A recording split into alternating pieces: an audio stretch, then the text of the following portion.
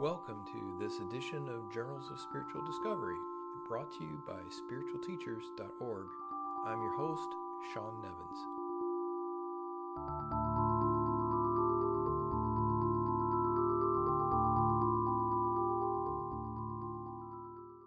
Hello and welcome to this edition of Journals of Spiritual Discovery. I have two announcements before we start the episode.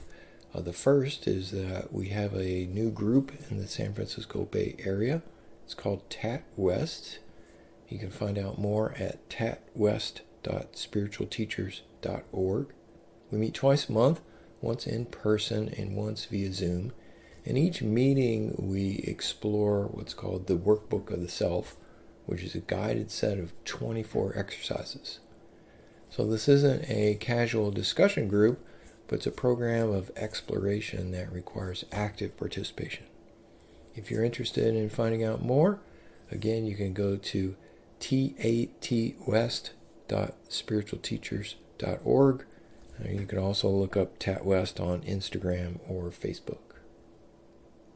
And there's also a upcoming TAT Foundation event, which is the November TAT Gathering titled Certainty. That will be November the 8th through the 10th in North Carolina, and it features an excellent lineup of spiritual finders, including Arnima Pundir, Art Tickner, Bob Sergel, Dan McLaughlin, Mike Gegenheimer, Norio Cushy, Paul Constant, and Paul Resendez. This is the last in-person meeting of the year for the TAT Foundation, so if you can get to that one, I definitely recommend it. And you can find out more at tatfoundation.org. And now I'm happy to introduce this month's episode, which is an interview with Tyler Matthew.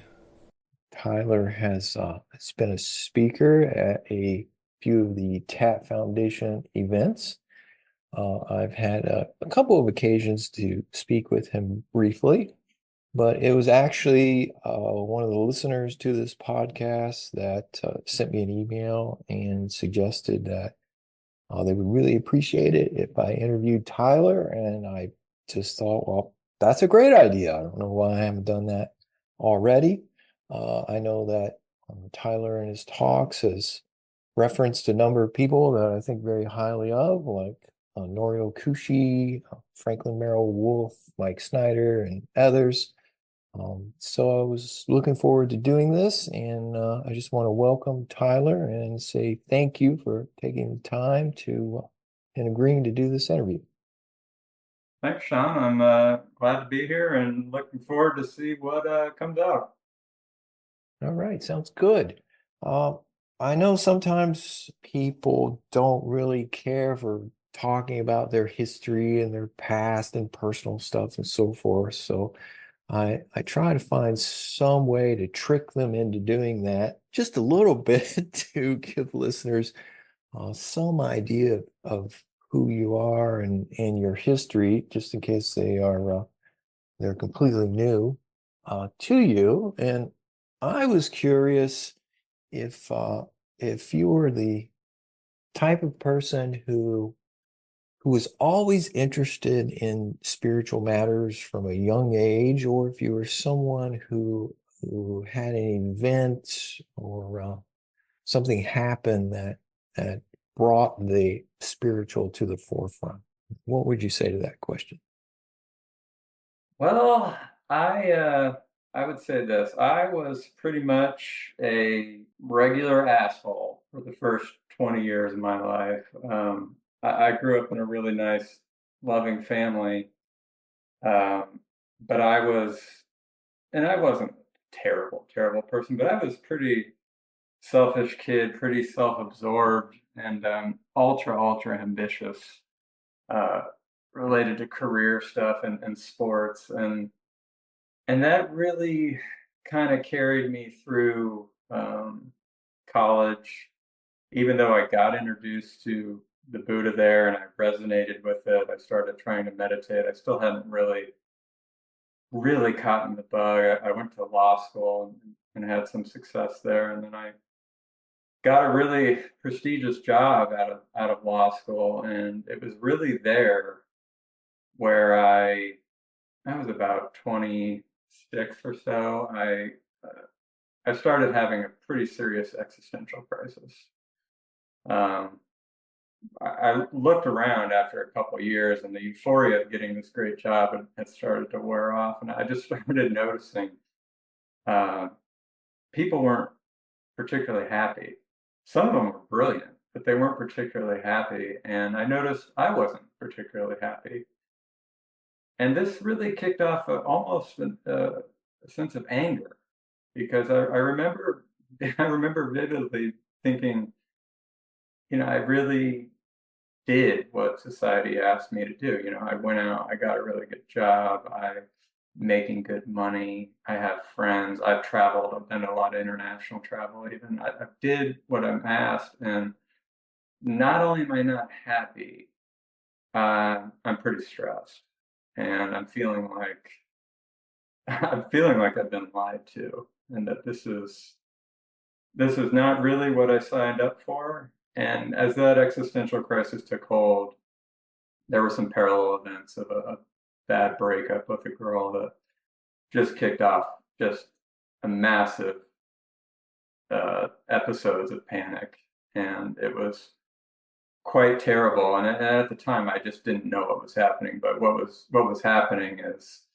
the smallest little portal for the light to come through was doing just that. And it was very soon thereafter that a just real robust, not only curiosity, but kind of just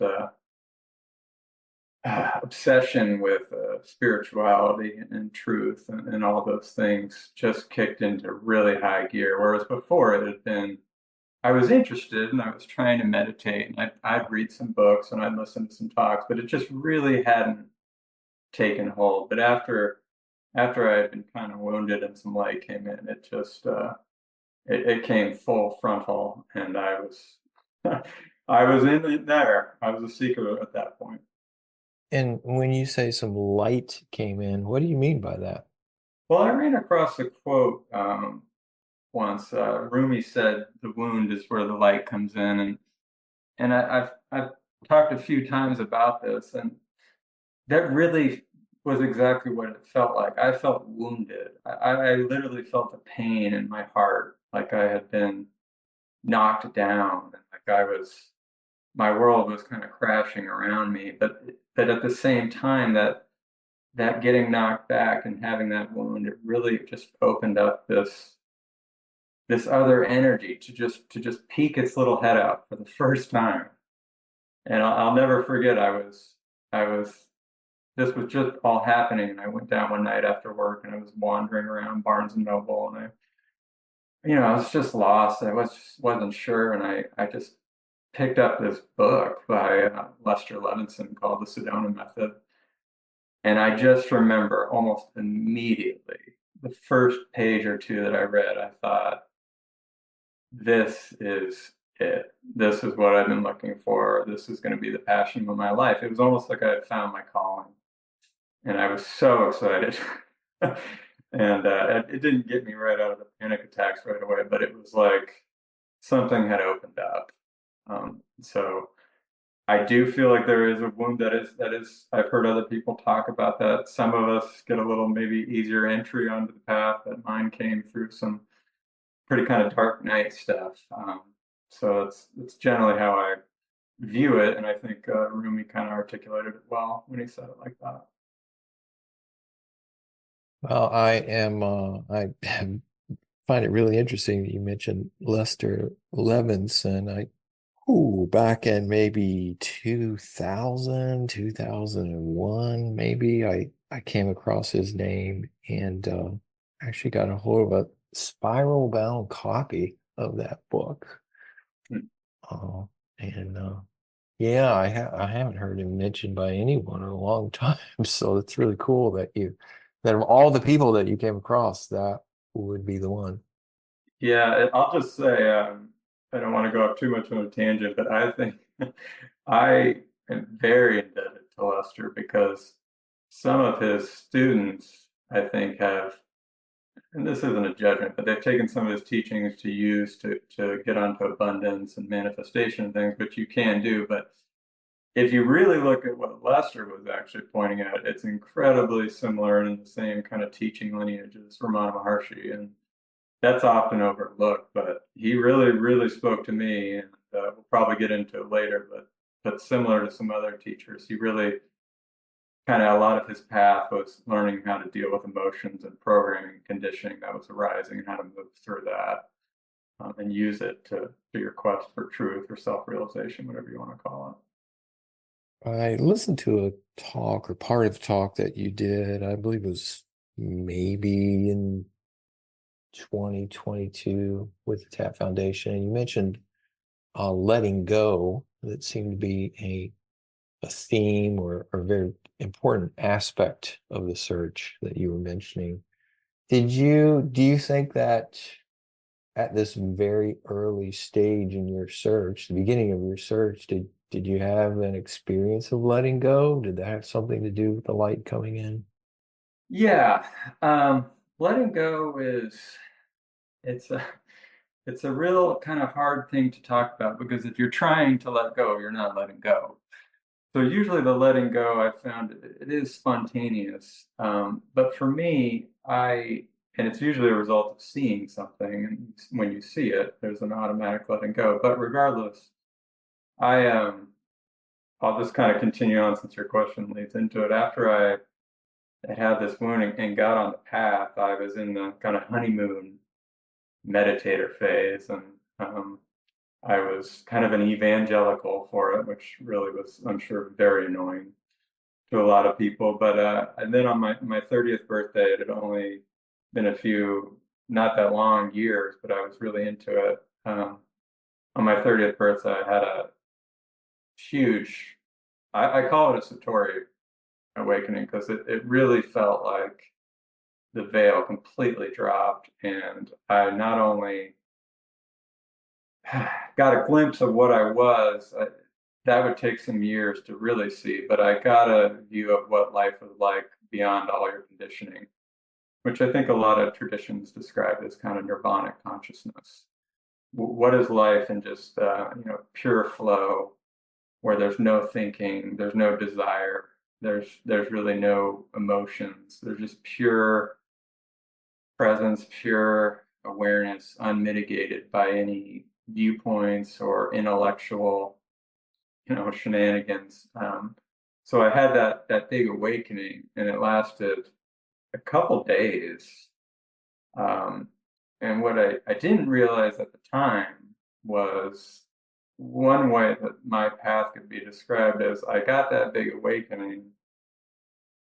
I drifted back down to somewhat a normal consciousness within the ensuing weeks. And really, maybe the simplest way to describe my story is the entire path has been ascending to that exact same place that I got a short glimpse of when I was 30. And there's been lots of crazy ups and downs and things we'll probably get into, but it was like at age 30, you get a vision of what it could be and what some of these mystics are pointing at, and then it's kind of taken away and you go back down and now you're in your thoughts and your programming conditioning is there and your beliefs are all there. And so really that basically just kicked off an ascendant movement basically for years and years to get back to living basically from the same place in a more stable condition. Yeah, I was actually going to ask you if around that age 30, if you would have described yourself as someone who was after something, meaning after enlightenment, after some state of being. Yes, I was a seeker, seeker, seeker. It was kind of after I got that awakening that when I drifted back down, it came.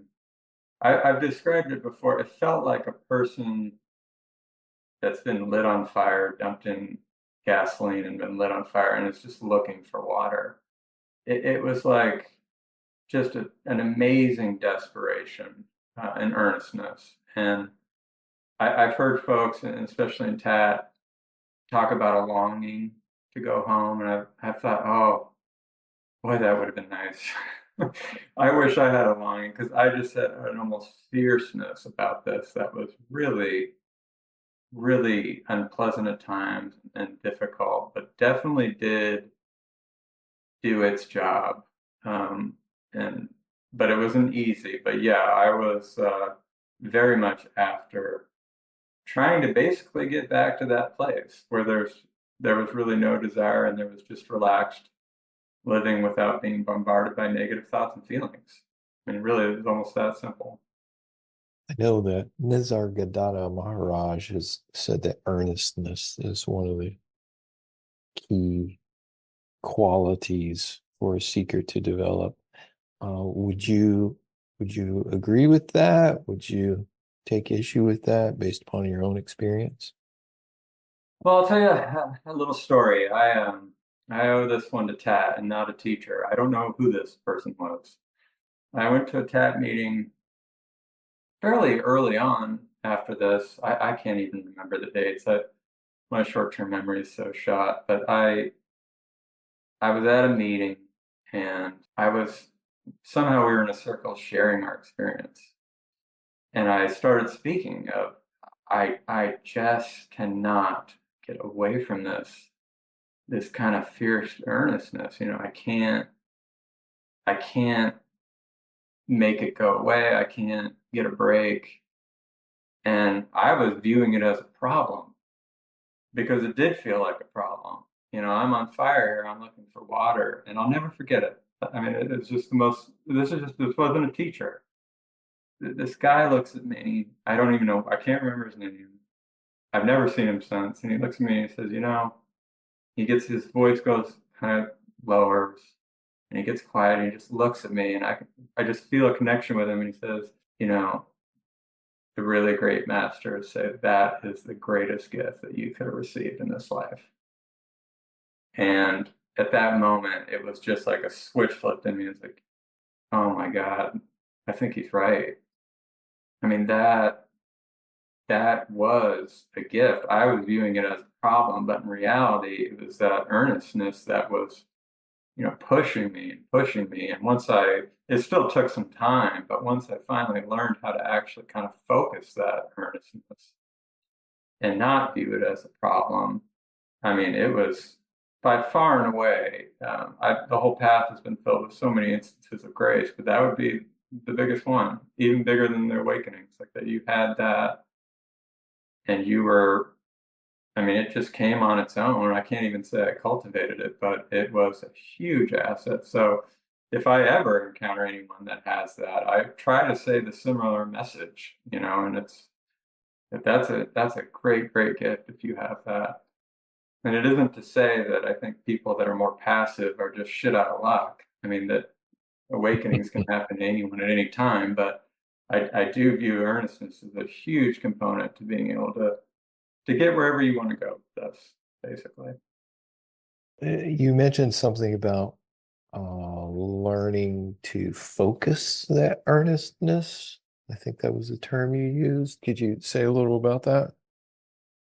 Yeah, when this earnestness came, I just feel like a man on fire. I was doing what I actually see a lot of people that I encounter now doing, which was I was kind of all over the place. I mean, I was just reading book after book and trying technique after technique, going on all these different retreats for a while. We'll get into it later, but for a while, like contacting bunches of different teachers, it was it was almost like a shotgun approach. And um, surprise, surprise, there really wasn't any real lasting relief there. I mean, there would be moments, but in reality, there was mostly just frustration. And it took a long time and some years and working with a teacher a lot individually, but learning to kind of hone that in and instead of being all over the place, dialing in and figuring out, okay, what's my path and what's my self-inquiry and sticking with that. I'll just say as an aside, I watched a video maybe a couple years ago Um, a guy got Warren Buffett and Bill Gates together, and he asked them to each write on a piece of paper blindly so the other couldn't see. So write one word that you think is the most important thing for someone to basically be successful. And neither one knew what the other person wrote. But surprise, surprise, they both wrote focus. And I think it's a huge component. And it took a long time for me to learn to do it. So it's not like it's an easy thing necessarily, but I found it to be so important. And I try to tell people, the ones that email me, how important it was for me. But I also realized that, you know, this is going to go the way it's going to go, and I really couldn't bypass those crazy shotgun years. That just had its place, and something was moving me along all on its own the entire time anyway. But the focus eventually came online, and I'm thankful it did, so I could channel that earnestness in a very productive way, basically. Yeah, you mentioned self-inquiry. I'd really like to know how you define that word. Well, I view it because I'm when I say self-inquiry, I'm talking about the real self, the self with a capital S. So I view it as just looking and seeing what's real, what's already present. It's really not. I know we often the way we talk about it, it sounds goal-centered and things, but it's really looking and seeing what's already here.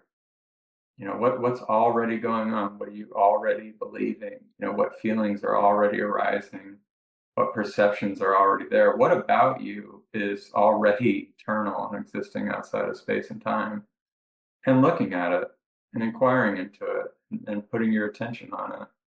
So that to me is self-inquiry. It's not really, it does get viewed, and I can't help but talk about it sometimes as a goal to reach self-realization or liberation or whatever you want to call it. But to me, it's really as simple as looking and seeing what's already there.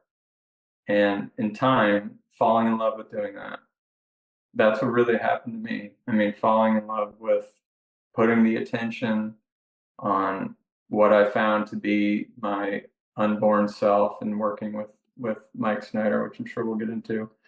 But basically focusing on that, coming back to that, inquiring ever deeper into it, as opposed to before staying in the realm of mind and thinking and trying to understand it there and reading never-ending books and things like that just didn't it just didn't work, but it had its place. But eventually, um, bringing that focus to self-inquiry, as it's kind of I've defined it here, it is what worked for me. Would you consider that a form of meditation? Meditation's an interesting word. I've noticed kind of like the word awareness and even mind. We all bring kind of maybe a different understanding what that means to us. Meditation at one time I did view as an activity to try to get to a certain state of consciousness. I now view meditation as simply being myself, what I already am. It really isn't an activity anymore. It's simply just being what I found myself to be consciously. And so I don't really that word though, I know a lot of people view it as you got to quiet your mind. You're trying to stop your thoughts, and that's fine if they view meditation like that. I view it more as just being what I already am consciously. I'd like to ask you a little bit about Mike Connors. I know that he's someone that you discovered during your search. I was curious if his idea of effortless meditation, if it kind of ties in with what you're talking about right now. Um, Not particularly. I talked to Mike Connors twice, I think. I think Mike Connors was an incredible gift to me. Not for the reason we're talking about now, but I'll just say for his notion of effortless meditation was definitely geared towards, and I never took to it. It just wasn't my path, but it was actually, I did see at one point when I was trying it, it was actually a means to erode and degrade the tendencies we have to try to control experience. And so the more you got on to effortless meditation, the more that kind of energy, that controlling energy was actually eroding, which then I feel if someone carried it out exactly like Mike did, can be used when you stop trying to control experience. You're able to focus more on self-inquiry without an agenda. And so I think he used that as a tool. I just didn't take to it. I didn't. I tried it many times. I just didn't take to it. It wasn't my path. But I think there was actually a little bit of an agenda to effortless meditation, and it literally had to do with some dissolving of some controlling energetic tendencies that we as human beings just naturally have. Okay, thanks for that. So I'm trying to hone in a little bit. I guess I'm trying to get a little more feel for how that evolved, what that looked like or felt like when you sat down to meditate or just throughout your day. What was happening in you? Well, I guess I should back up a little bit and remind me to circle back to Mike Connors too at some point. When the earnestness had come online, I also started working with someone. His name's Mike. I guess he likes being anonymous. I'll just call him Mike. I had met him through this is a different Mike than Mike Connors. I met him through I think it was a Raleigh event or something. But anyway, I just took to what he was saying, and I felt a real resonance with his words. So I emailed him, and we incredibly embarked on quite a few year teacher. I mean, he never viewed himself as a teacher, but it really was basically a teacher-student relationship, kind of like old school Zen. Like you find the Zen master and you just go sit with them. And I did that. And so that earnestness, a lot of it, a great deal of it for a number of years was working really just with what he was pointing at. Because I knew he had the goods. I mean, and I really, really tried to understand what he was pointing at. And so as this went along, slowly but surely, with fits and starts, sometimes it was kind of two steps forward, one step back, I got on to what he was pointing at. And it started to evolve for me. And as that happened, I didn't need so much of his verbal pointings anymore, but I was able to do it myself and basically draw attention into what he was pointing out, which he calls the absolute identity. In Zen, they might call it the Dharmakaya. Ramana would call it the self. But basically, coming into ever more rapport with that on a moment by moment basis. And so that earnestness for many times was filtering through the intellect working with him. And then eventually it kind of caught on, not unlike, you start a fire kind of kindling and it takes a while to actually get the fire going. That's really how it was.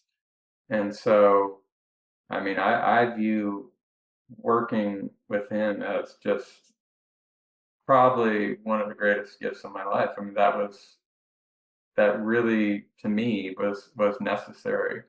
And to my own credit,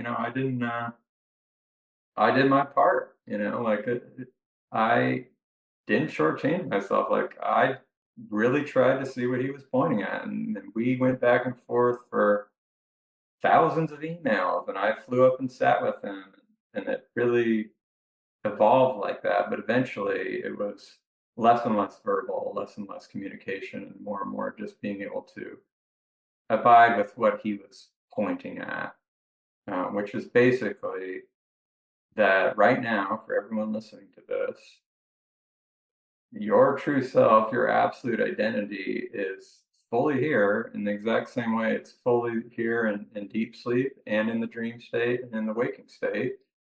And you can learn to actually begin to bring your attention to it and first recognize it, but then over time and a lot of fits and starts, you can learn to abide by it. And it's very similar to what Zen described as abide as the unborn, or Ramana says abide as the self. But that's what I was doing. And it took a really long time to get onto it, but that's what I was doing. And in other words, as I've said to a lot of people, I very naturally became more interested in being at point A than I was trying to get to point B. And that's what my work with Mike was really about. That's why I call it self-inquiry. You're looking, you're abiding in what's already there. What about you is already online and actually fully realized and fully enlightened right now? And that's what we did, and that's kind of how it unfolded. Obviously, there were lots of different things that happened within those years too, but that's generally how it kind of unfolded for me. Thank you for that. That's helpful. And by point A, you mean where you are right now, as Yeah, opposed to point B in the future? yeah. Point B is it's an idea we have in our head that naturally arises through human conditioning. And Norio, I like how he talks about living for a future. It's what seekers are naturally doing. It's not a judgment. It's a very normal thing that arises in human psychology of we're trying to get to this other thing, whether it's $1 million,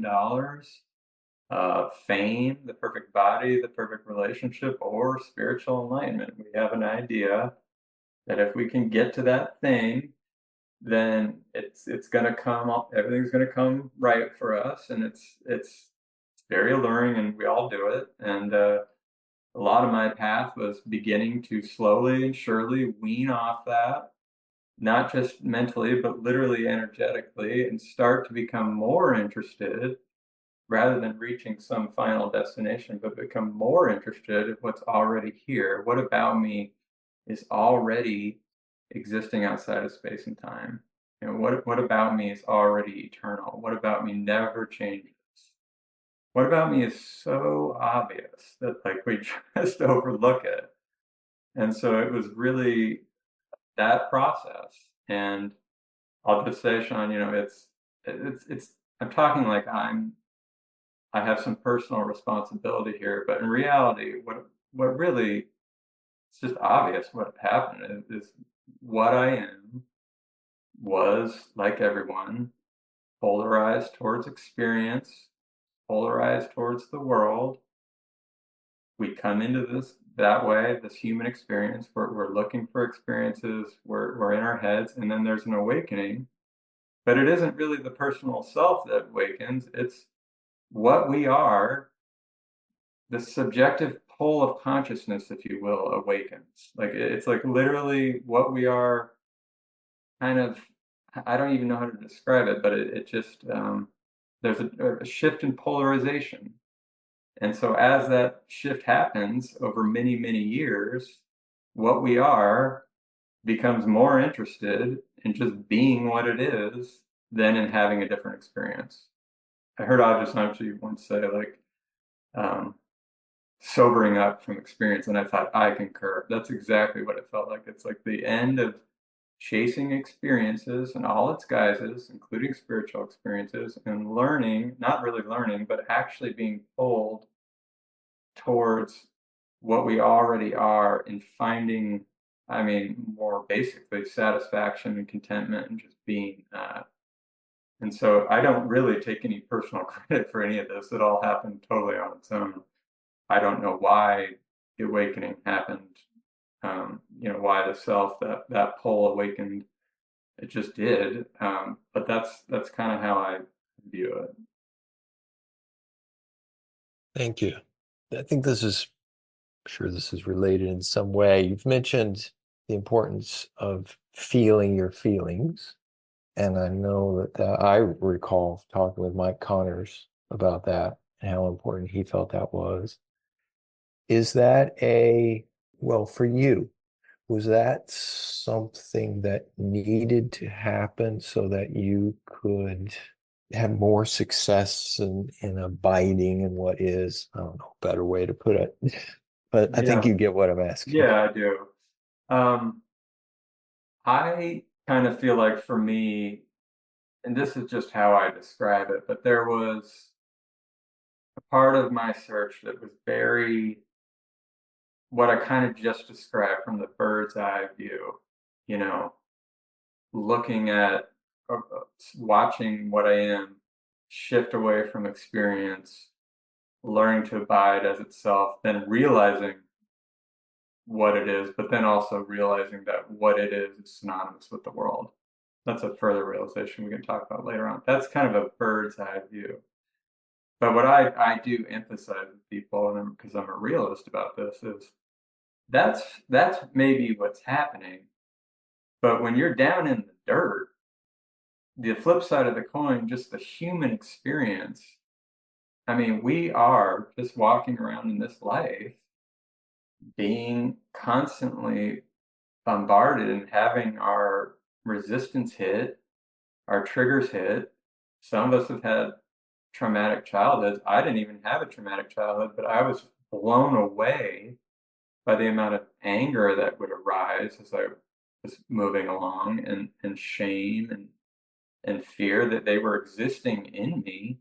And so while I'm working with Mike Schneider and trying to get on his pointers and the more absolutist and realization and that, I was also just like everybody else, just trying to navigate a human life. And it's really hard because these feelings can be really, really powerful. At least they were for me. And so I'm really thankful for Mike Connors because he addressed that component of it, the human component of, like, I'm getting my ass kicked here. What do I do? I mean, what do I do with this anger? Like, it's fine to try to abide as the I am or the unborn or whatever, but sometimes that anger is really overpowering, or there's a deep feeling of shame or something. It's a little bit naive to think we're just going to be able to just turn away from that. Sometimes we can't.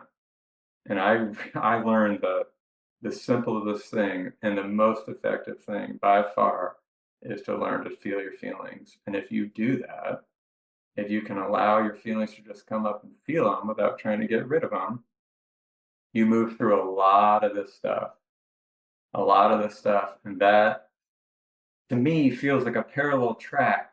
I mean, they're one and the same now, but like it was like I got that human thing going on, and then I got this other, trying to realize what I am, working with Mike, and now they're seen as one and the same. But it really, to me, like I had a lot of resistance and feelings, and the amount of even hurt.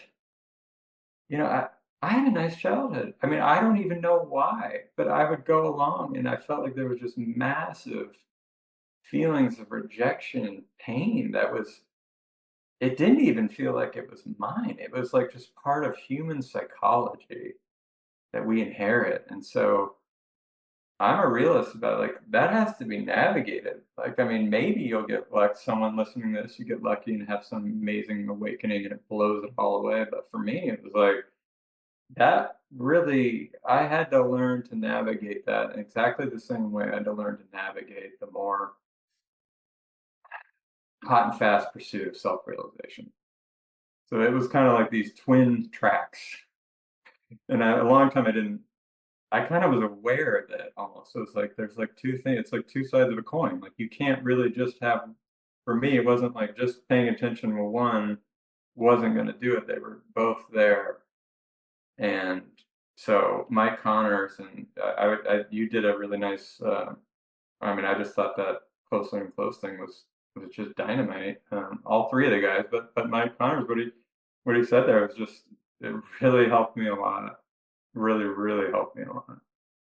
Yeah, certainly doing that film and interviewing Mike was it helped me really get a better sense of what Mike was about and Yeah, what he had been through. And yeah, that had an effect on me as well, the idea of feeling your feelings. And it sounded like you were saying that it was happening at the same time that you were involved with Mike Snyder, but it doesn't sound like you really were thinking to yourself, oh, I have these emotional blocks or whatever, and I need to figure out how to work with those. It sounded more organic than Yeah, that. it was. It was, and that's a good way to put it. It was kind of like just learning because, Mike, the guy I was working with the pointers on, he really wasn't interested in that stuff. And so it was something I had to learn to kind of navigate on my own.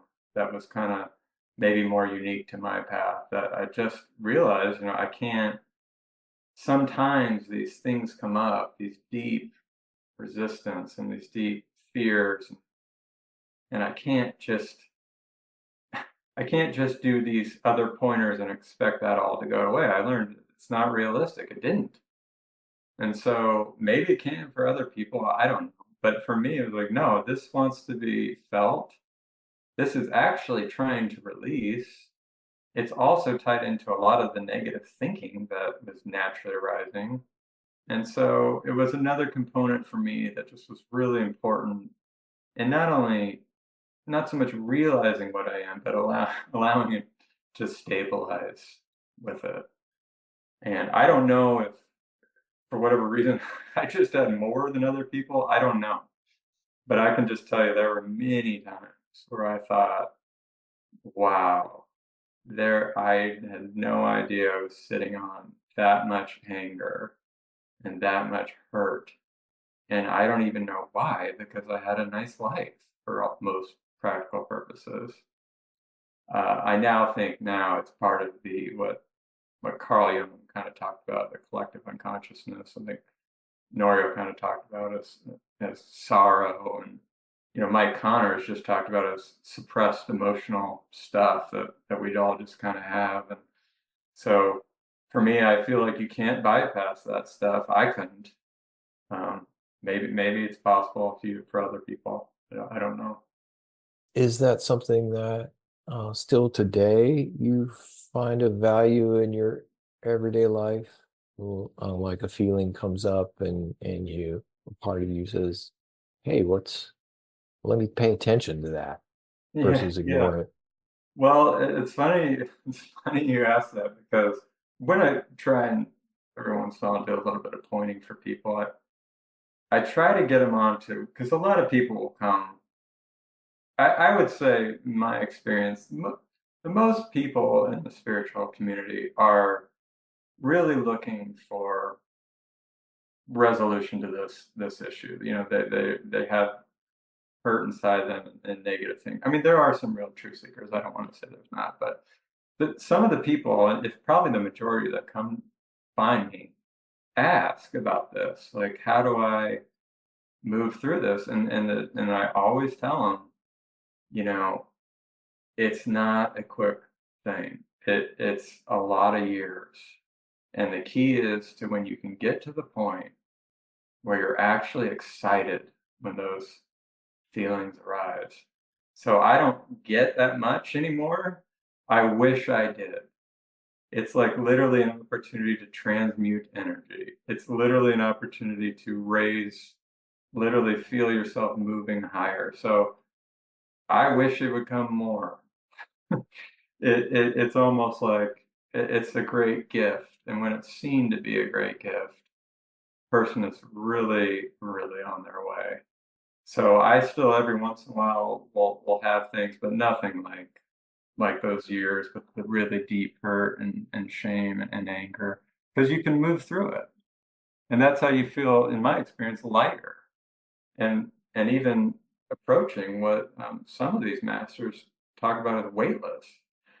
Almost feeling like that you just don't even weigh anything. Like you've kind of like moved through this block of human, I don't know, unconscious hurt or something. I guess it's just built up for thousands of years and all the wars and things. I don't really know. I haven't been shown exactly where it comes from or why it's even there, but it is there, and to move through it is like it's a really, really wonderful thing. So I don't know if that answered your question or not. Yeah, that's helpful. And it's an interesting choice of words you used because it reminds me of Paul Hederman, and traveling lighter is one of Yeah. his favorite phrases.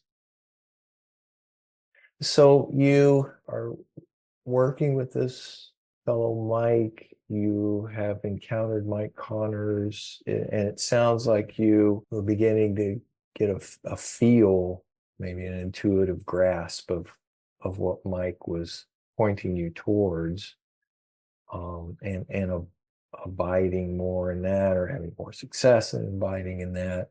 What happened? Like, I'd still like to know a little more of Yeah, that story of how yeah, did that sure, all pan out? sure. Well,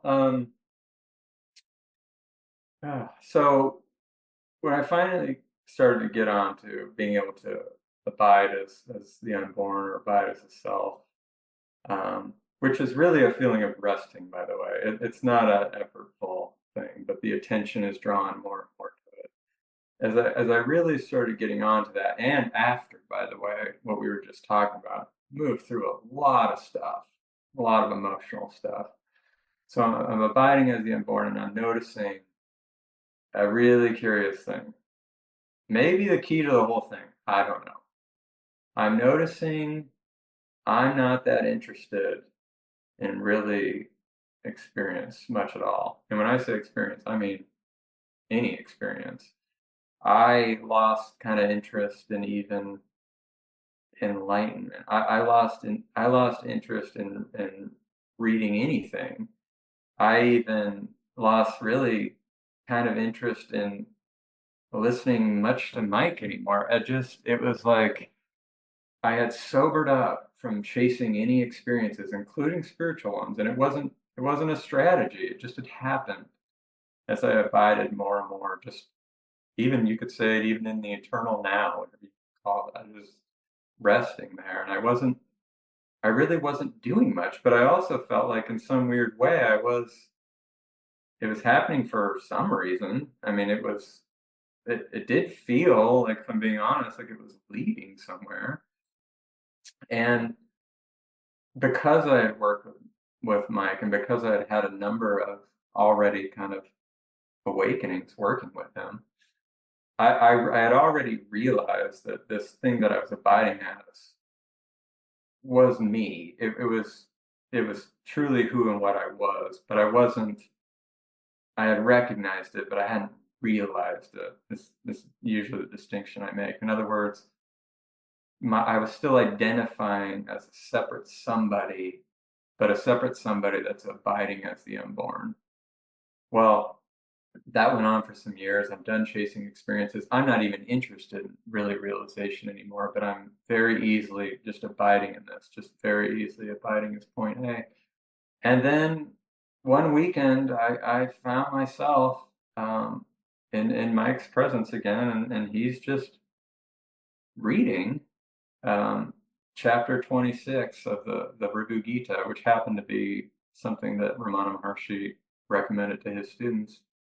And just like a lightning bolt from the sky, I mean, like a light switch just flipped on, and I immediately saw what that text was pointing at, and I realized, didn't recognize, I realized what I was, and that not only was I this unborn thing, I was absolutely everything else that was arising too.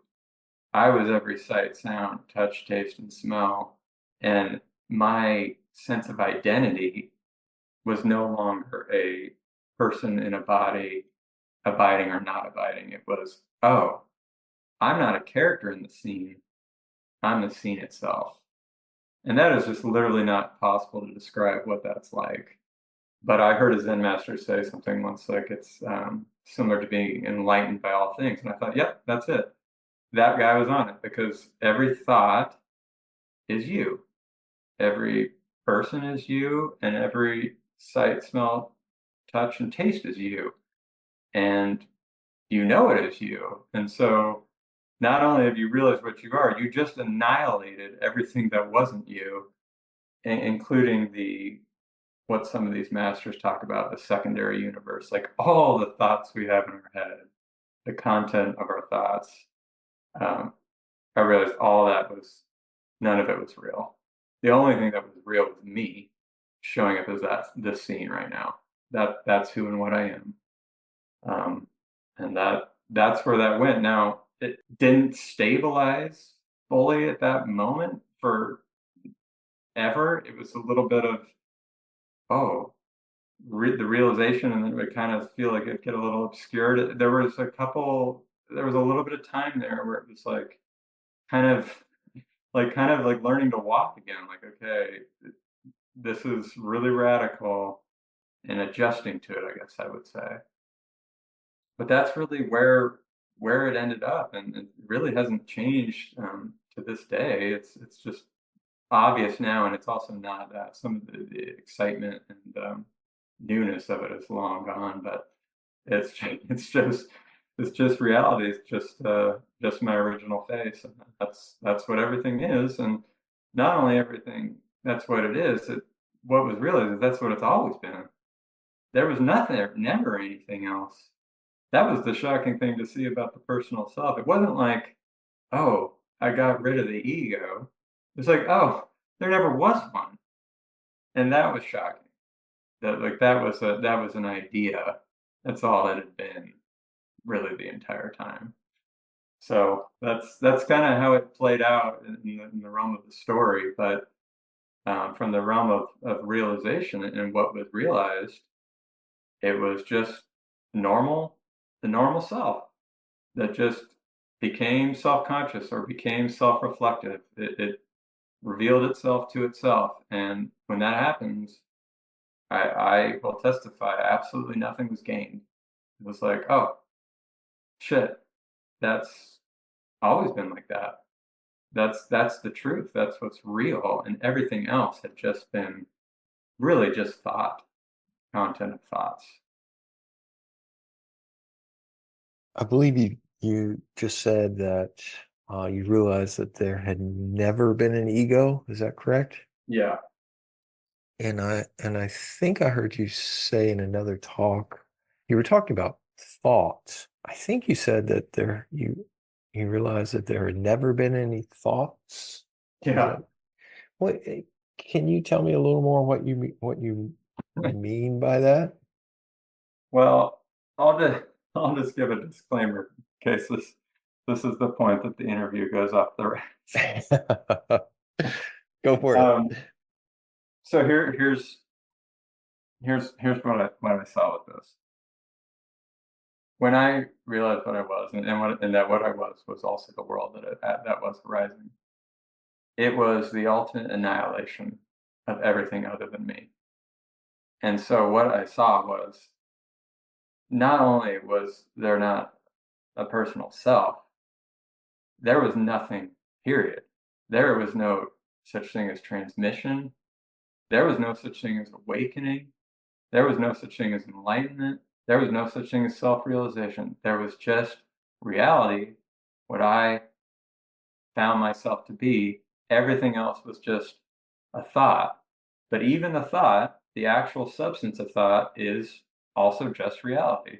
So that's why, if you really get onto this, if someone does, you don't have to ever worry about getting rid of thoughts anymore, because thoughts are just the expression of reality, just like everything else is, the computer screen I'm looking at right now. So it was annihilative of anything being something else that needs to be taken care of or done away with, fixed, or healed, basically. That makes sense. You used the phrase secondary universe a few minutes ago. Is that related to what you're saying? That Yeah, all of that is a secondary universe? yeah, so like there you are somewhere, somebody listening to this, some seeker. You're looking, and there's this something in front of you, maybe a room, maybe a bed, maybe some pictures, and that's the primary universe. That's actually someday you can see that's actually you. That's you, your manifest form. That's you in your self-conscious form. That's you. Everything that you think about, well, my neighbor over there, they're an asshole, or I should get a new job, or my kids shouldn't be the way they are. All of that is the secondary universe, and it isn't real. It literally has no reality. The only thing that has reality is what's actually right in front of you right now. That is the primary universe. So if you see that, the content of your thoughts, all the content of your thoughts, are seen to be an illusion. They really aren't real. This is why, if you actually see this, and I'll give an anecdote too, that you see immediately there's no gurus, there's no teachers, there's no one higher or lower than you. When I used to work with um, Mike, I'd come in his presence, and I would, because I had a really strong belief that he was enlightened, that he was an elevated being, whatever, I would have these little kinship experiences, like in his presence all the time. After I saw what I was, I saw, oh, Mike's not enlightened. Not at all. It's just reality. And immediately, I never had any other experience in his presence ever again. I've seen him many times since then. All that was gone. It was just a thought. It really had nothing to do with reality. It's the things we're thinking in our head, the ideas and conclusions we're coming to, they aren't real. The thought itself, the actual substance of it, is reality, but the content of that thought is an illusion. And what I find is the reason why I don't usually go down this road, and the reason why I said this may be the point, the juncture where this interview goes off the rails, because I find in some spiritual circles, um, this is annihilative of teachers and teaching streams, seeing that they're not actually, they're also just thoughts, and it's not really real in the way that we think it's real. And so I almost don't even like to impose, because it just reaches that level of annihilation of there really are no gurus, and maps are just maps. They're conceptual constructs, and they're great. We can play with them, but they don't actually have anything to do with reality.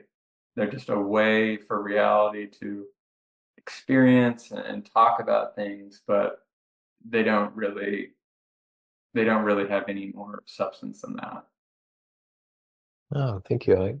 I think that's a helpful explanation. Appreciate that. We briefly talked about letting go, and I was just curious. I heard you say something to the effect of letting go, trying to control the world. And can we practice letting go? Like, is that something that is value in trying to practice that, or is the only way for that to happen is just by accident? You know, in the Sean, when we come back, when we come back down from what we were just talking about, we come down from realization and we move back into relative experience. And this is where we play and we have fun. And I think it's really why reality creates it all. We actually create to have experience. What we are is actually the alone one. So we create so we have someone to talk to. And in that realm of experience, I found in the spiritual community, and I haven't sampled all of it, obviously there's so much, but there's many, many, many different things we can experience in the relative realm, and can and should. And one of the things, other than feeling your feelings, which fits into that I talked about with Mike Connors, is learning to let go is similar to an actual surrender practice that you can practice. You can't really make it happen, but you can have an orientation towards it. And the feeling is kind of relaxing, and just a sense of letting everything come and grow on the screen of consciousness, letting thoughts come and go, letting feelings come and go, letting your neighbor come and go. I mean, there's just a sense of you can practice starting to just allow things to exit and enter the view all on their own. And I think that's what a lot of people in the relative spiritual community are pointing at with the flow state. That they're really just, it's just that. There's just a letting everything arise and fall away all on its own.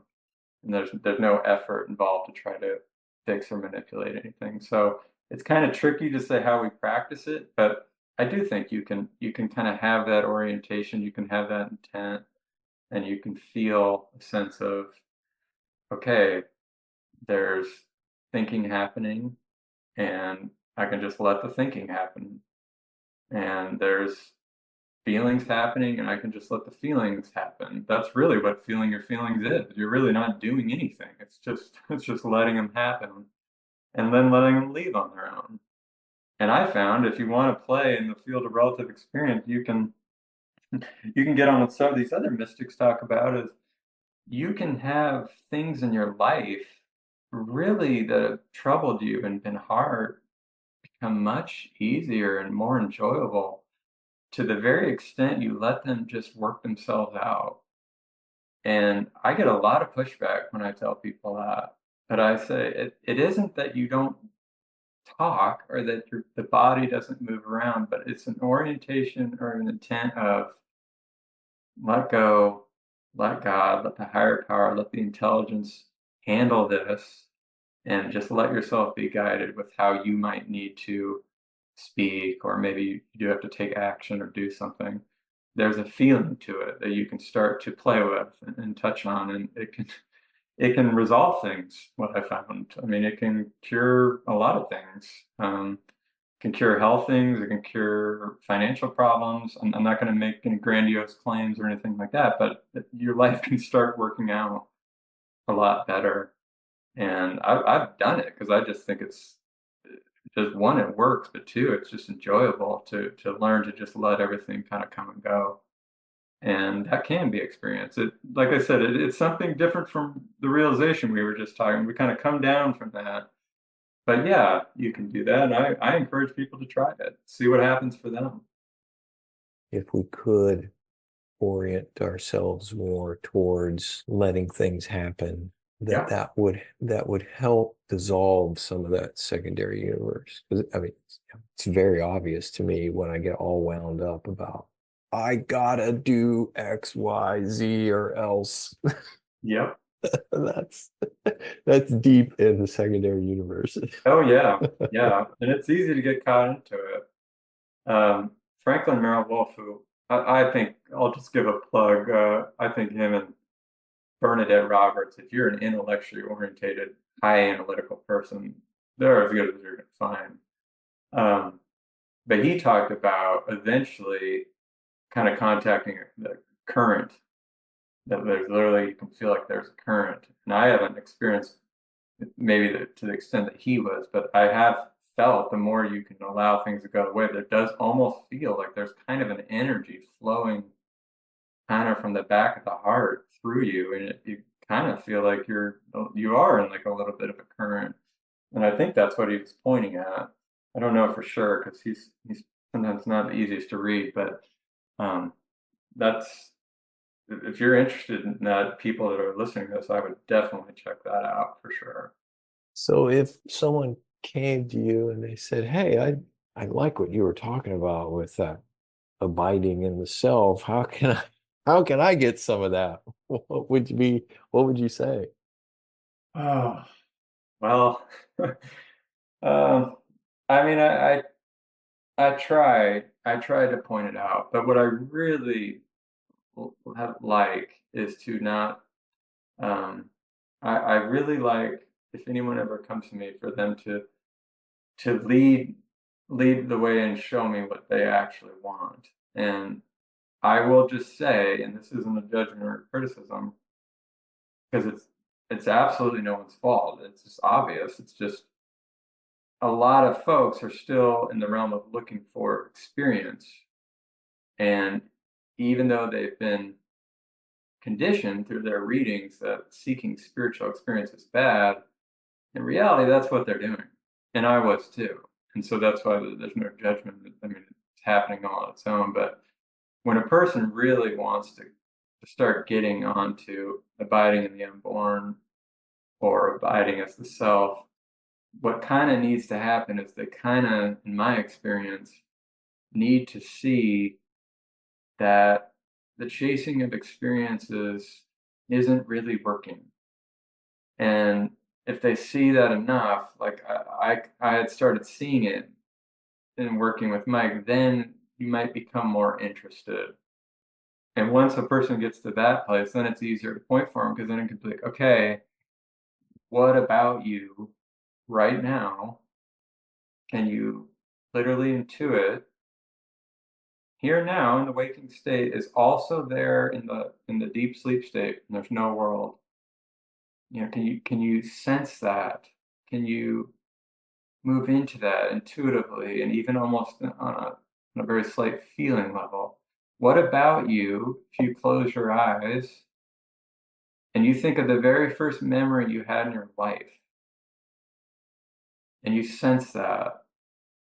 What about you is there right now, was there, and is exactly the same right now that you look at whatever's unfolding in front of you, that hasn't changed at all?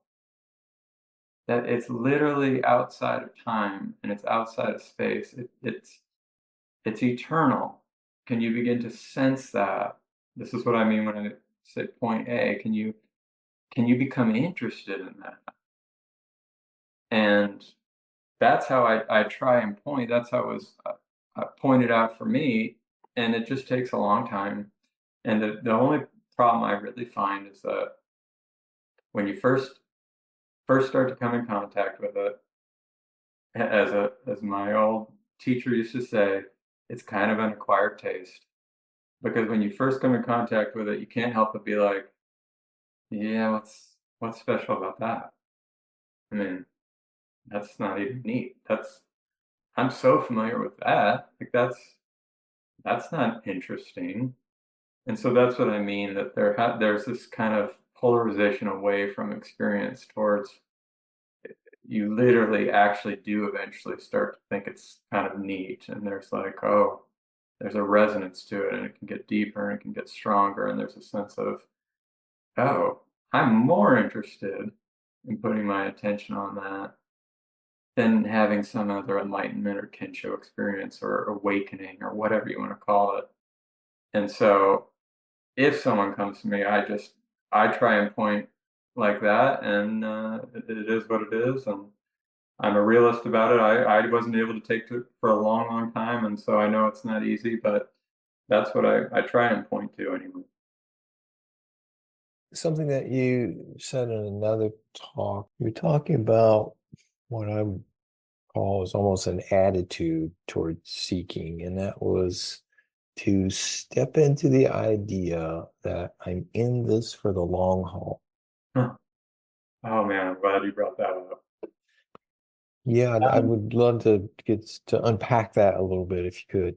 Yeah, and this is probably me because I was just really the psychology I think partly inherited from my parents, but I had this after that big awakening at age 30. I thought I was gonna get done with all this and just get back there in a couple years. And because I thought that, I can see in retrospect I was pretty superficial.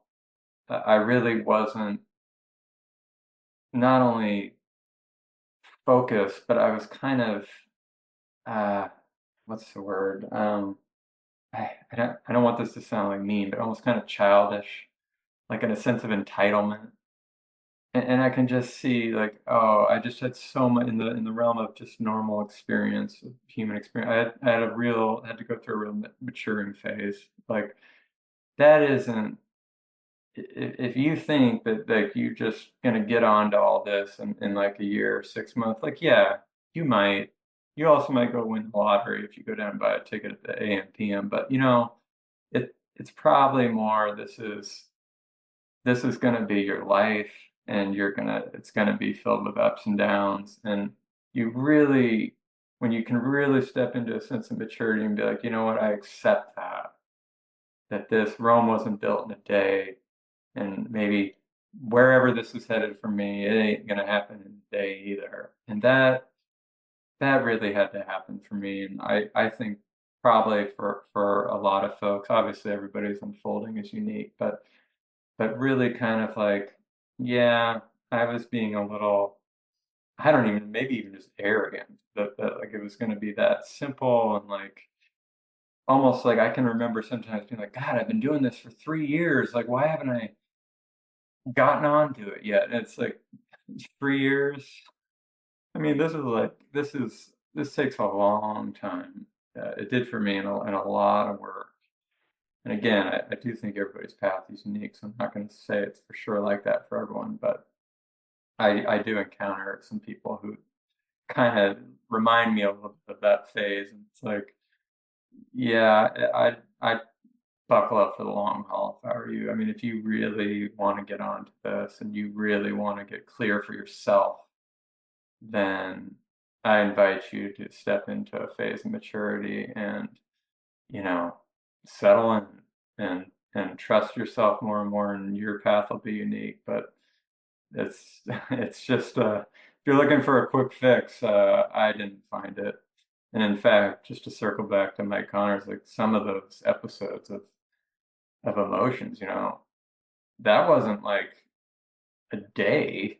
I mean, sometimes that was weeks and weeks of feeling really angry and just or really hurt. I mean, it just didn't move through it like it's just water. It took a long time and a maturing, basically. Thank you. Yeah, one thing I'm curious about, we talked before this interview about how you don't have a website, you're not on social media, you are not putting yourself out there as a spiritual teacher or guru, not making a living off of this. Um, and and at times I've got the impression that kind of waffle, like, do I even want to say anything to anybody? Maybe I'll just go back to, go back to the mountains and shut my door. I'm just curious, like Yeah. I mean, is it frustration of working with people? Um, What do you know what's behind that? well, I'll say two things. One is less important, and this is the less important thing. I worked with someone who was like that, and I think when you really come in rapport with someone, sometimes you can start borrowing some of their energy. Um, that's the lesser important thing I'll say. The more important thing is that, Sean, this was a path of a lot of grace, but equally a lot of grit. I mean, this was not easy. This was really hard at times, really disorientating. We didn't even really get into it, but went put through some really crazy life situations, like career and stuff, and so there is a part of me that's just let everyone be. I'm happy to answer their questions, but I'm not really trying to go out and wake people up because I just know and live that it can be, doesn't have to be, but it can be a really rough ride. And the only other thing I'll just say is I'll just be really candid and say that I've had some interactions with seekers that, you know, you, a lot, I've met some really nice people. So I don't want people to take this wrong, but when you've really, really grinded and kind of, when you're just giving everything to this and then you try to communicate with people and you can almost sense that it's kind of going in one ear and out the other. And the reason is not because they're bad or anything, but because we live in a time of almost like a spiritual buffet. I mean, there's just so many people out there talking, and it feels like there's way too many cooks in the kitchen. So part of me is just like, I'm really happy to answer people's questions, but it's almost painful to really try and point and just watch how it's kind of just like, eh. And that's maybe just my experience, but I still do it because I love it and I just can't help not. But I'm really not trying to go out and hang out a shingle and speak to the masses. I can't imagine. I mean, look, if that could happen, the inspiration can come anytime. Everything's spontaneous. That could come. But right now, it just feels like, oh, I just love just letting everyone and everything be exactly as they are, and they're already the truth anyway. That's a realization showed me. So I don't even really see them as unawake. I mean, so I can let them be, but that's just kind of my feeling. Maybe it'll change in time. I'm open to it changing in time, and it very well might. We'll see. No, thanks for sharing more on that. I What's appreciate your it. experience like that? Well, it's very interesting how you talk about, you mentioned the rapport with your primary teacher. Yeah, I would say that Richard Rose was my primary teacher. He really, really emphasized this pay it back, that if you find something, you have a duty to share it in some way. Hmm. And so in a sense, I grew up in the spiritual search with that idea as a just a core principle. So even though I'm a pretty high on the introvert scale, Yeah, despite that, I still will say, hey, I need to get out there. I need to say a little something. And that's primarily what keeps me going. The sense that someone put effort to help me, and I'm going to put some effort to help other people. yeah, that makes sense. At the same time, though, I like what you said about the buffet, and that's, in a year, maybe I do, I don't know, 4, 5, 6 podcasts. And because you don't need to be listening to podcasts every week. Yeah, You don't need, I don't need to be putting out a new episode every week to entertain people because it's yeah, not what this is about, right? yeah, Somebody should listen to this podcast and really sink into it and really feel into it and then do something on their own yeah. to explore what we're talking about. Right. Well, I can just say I'm really thankful for this podcast. I'll admit I haven't been an active listener for a while, but Norio's interview was really, really helpful for me, and I was really not expecting that. I was kind of getting to the tail end of listening to many talks at that time, but that it does show you how this is all intertwined, and even just things you don't expect. Certain talks can really have a big effect, and you just never know, when or who. But that talk and your documentary of Mike Connors was actually really important. I'm glad we've chatted because those things played a big role in my path. So it's nice to kind of talk and connect with you. Yeah, it's good to hear that.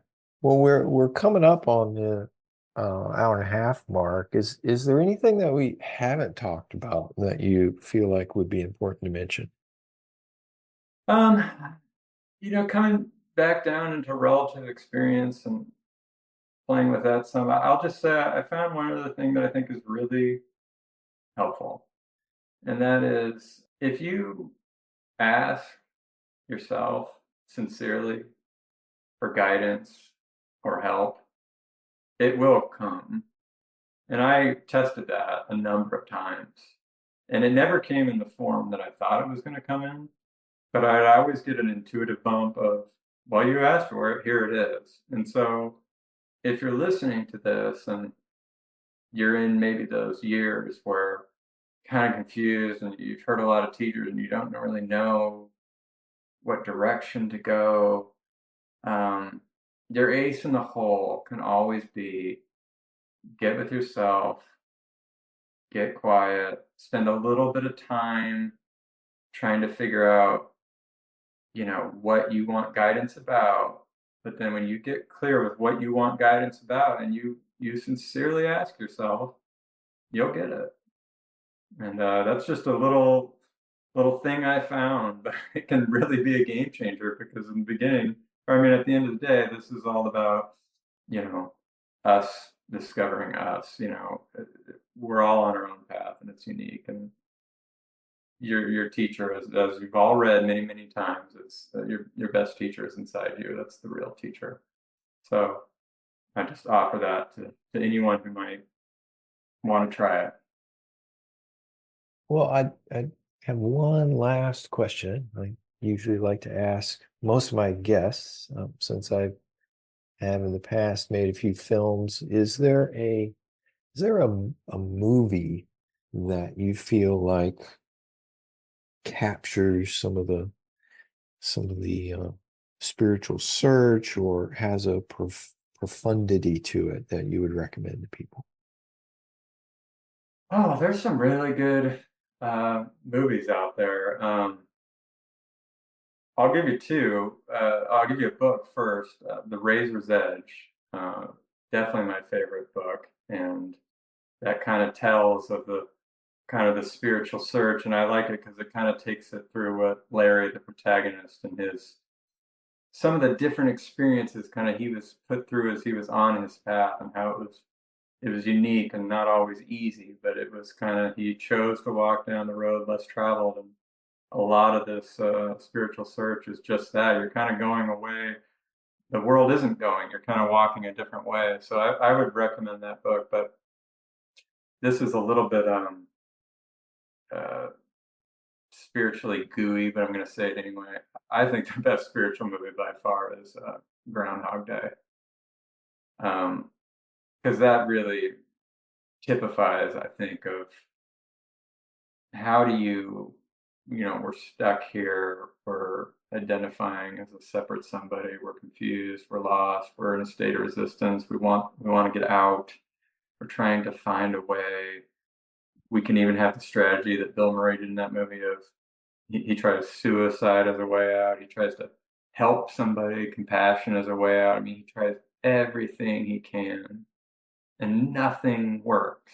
I mean, nothing works. And that is really what I found is true. And then he starts to embrace naturally, organically, just living and not trying to bust through or transcend or do anything. And that's kind of the resonance of what I mean by abiding as self, abiding as unborn, not trying to you've moved away from trying to make another experience, and you're just in that space, and then lo and behold, he wakes up.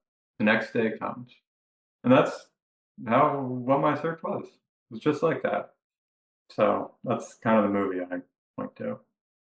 Nice. Well, I will, just so our listeners know, I will link to as many of the books and teachers and resources that we spoke of during this episode. I'll link to those in the show notes. So folks can definitely go to spiritualteachers.org and check out more of those if they're interested.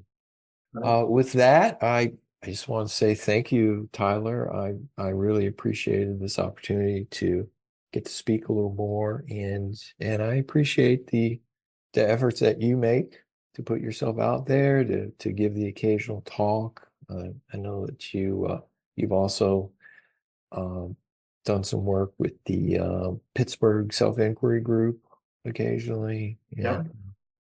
I think that's awesome that you are making those efforts. Well, thank you, Sean. I appreciate it. I had some fun with this, and hope to maybe see you out at the TAT Center one of these times. Thank you for listening to this edition of Journals of Spiritual Discovery. I'm your host, Sean Nevins. For more information about today's guest, as well as more interviews, books, and other resources, go to spiritualteachers.org. That's spiritualteachers.org.